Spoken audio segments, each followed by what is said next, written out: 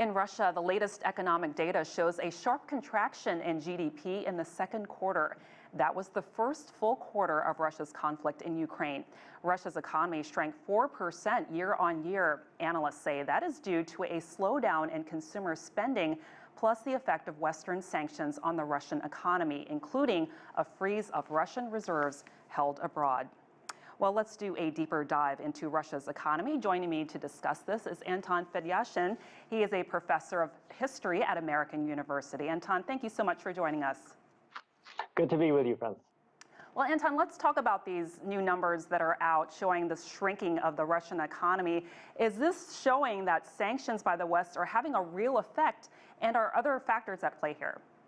No, this is definitely the sanctions. There's absolutely no doubt about that.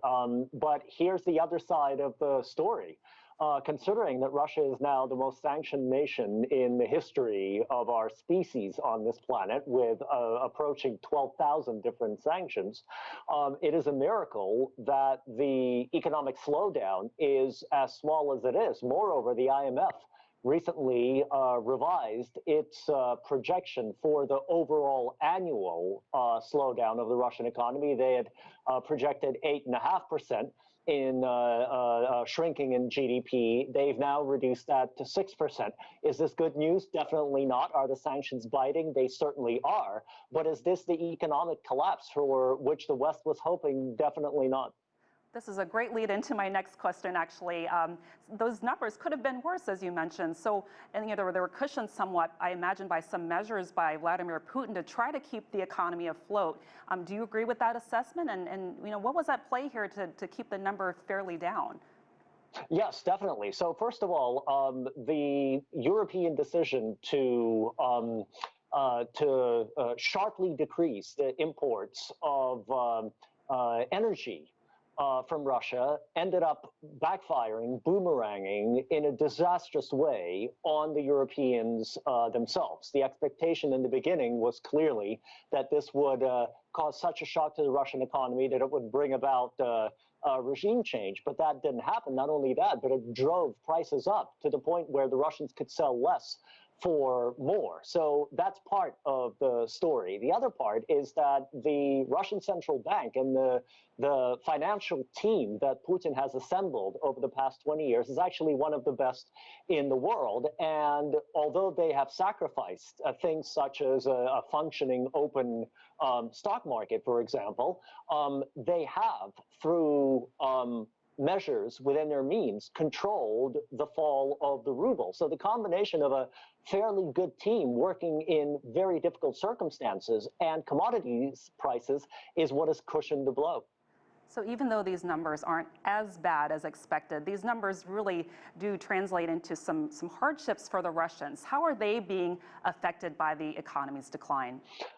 Yeah, listen, as with all economies, especially big ones, such as Russia's, there are, different impacts depending on which sector you look at. So, for example, the worst hit sector is automobile building. It's almost folded. The Russian government has stepped in to pay salaries and help companies weather the crisis.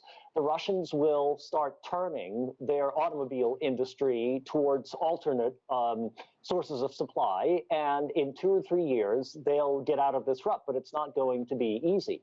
In general, though, despite the inflation, which is at about 17%, nothing to celebrate, certainly, but that's still lower than the Baltic countries in Europe. Nonetheless, the Russian population seems to have made peace with the fact that this is a geopolitical standoff, that the economic hardships that they face, some of which are very serious, are worth the price. So far, Putin has played a fairly weak economic hand, domestically, I mean, surprisingly well. Will this last? Well, no one can predict that, but so far, it's actually not destroyed his political standing.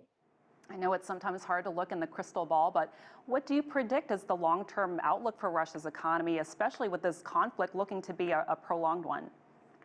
I think that the contraction will continue into next year. It will probably be slightly less than 6% for the simple reason that the Russians are going to ride a wave of absolutely exorbitant energy prices come the winter. The Europeans are already preparing for a very bleak season, and it looks like things will get even worse before they get better in Europe. This is good news for the Russians in terms of oil and gas prices. This will cushion whatever blow will come from the sanctions accumulating. But even in the longer run, Francis, the Russians are going to be pursuing the greater Eurasian, integration project.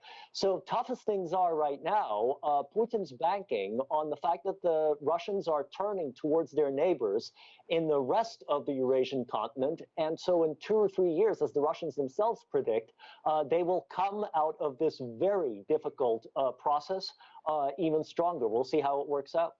Anton, really quickly, in 30 seconds or less, if you can, what about all these Western businesses that have exited Russia? How much of an effect will that have and is having on the economy?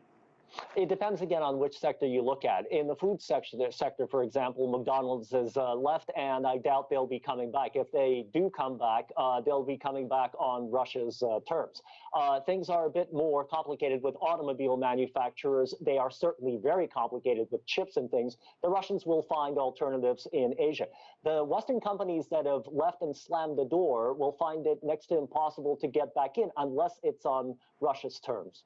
Anton Fedyashin, professor of history at American University, thanks as always for your analysis.